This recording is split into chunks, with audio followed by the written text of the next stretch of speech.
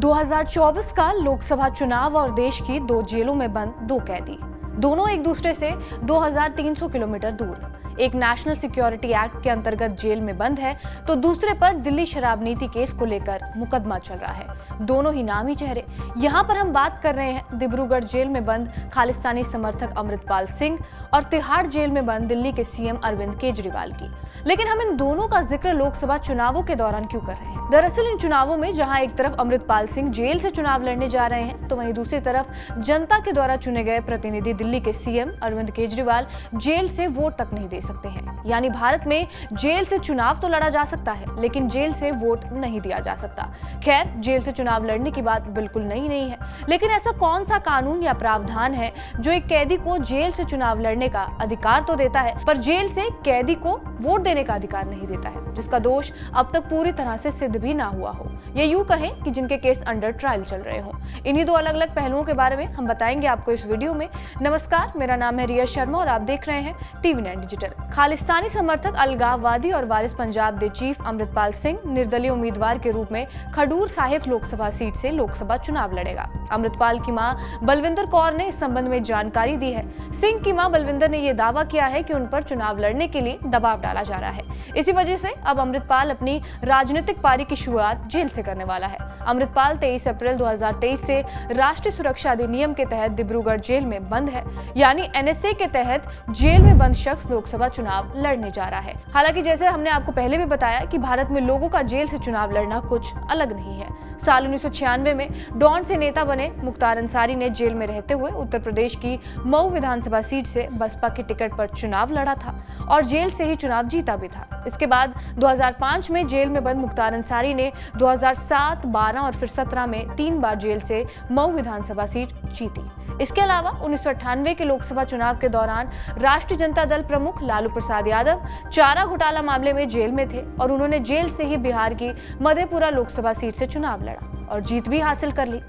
अब जेल से कैदियों के चुनाव लड़ने के लिए क्या नियम कानून है, वो भी आपको बता देते हैं। पहला, दोषी ठहराए जाने तक किसी को भी चुनाव लड़ने से नहीं रोका जा सकता है। यहाँ तक कि दोषी राजनेताओं के लिए भी जेल की अवधि समाप्त होने के बाद अयोग्यता महज 6 वर्ष से ज्यादा नहीं है।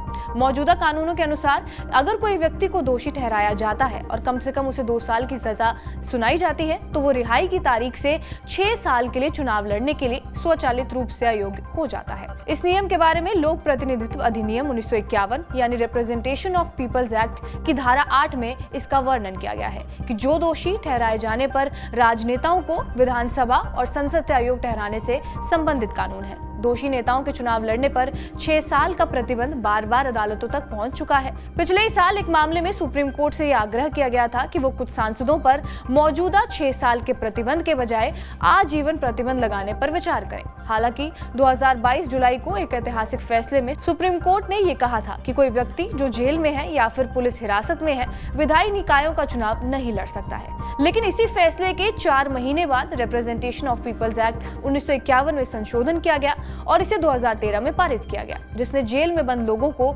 चुनाव लड़ने के अधिकार को बरकरार रखा, जिससे सुप्रीम कोर्ट के आदेश को नकार दिया गया।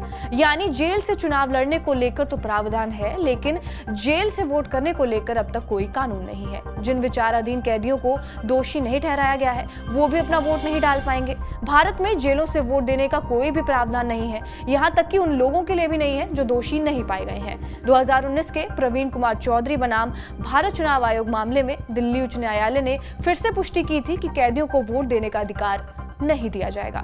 लोक प्रतिनिधित्व अधिनियम 1951 की धारा 62(5) के तहत जेल में निरुद्ध कैदी को वोट देने का अधिकार नहीं होता है। ये कानूनी अधिकार है, क्योंकि कानून का उल्लंघन करने वाले इसका इस्तेमाल नहीं कर सकते हैं। कानूनी प्रावधानों के मुताबिक न केवल वो व्यक्ति जिसे कोर्ट द्वारा किसी देश में ट्रायल के बाद दोषी घोषित कर कारावास का दंड दिया गया हो, बल्कि आरोपी व्यक्ति भी जिसे कोर्ट द्वारा पुलिस कस्टडी या न्यायिक हिरासत में भेजा गया हो, वो भी चुनाव में वोट नहीं डाल सकता है। ये बात दिल्ली के सीएम अरविंद केजरीवाल पर भी लागू हो सकती है, लेकिन ये निर्भर करेगा 29 अप्रैल को सुप्रीम कोर्ट में होने वाली सुनवाई पर, जिससे ये साफ हो पाएगा कि केजरीवाल वोट दे पाएंगे या फिर नहीं। बहरहाल, आपका इस वीडियो पर क्या कुछ कहना है, हमें कमेंट बॉक्स में जरूर बताएं।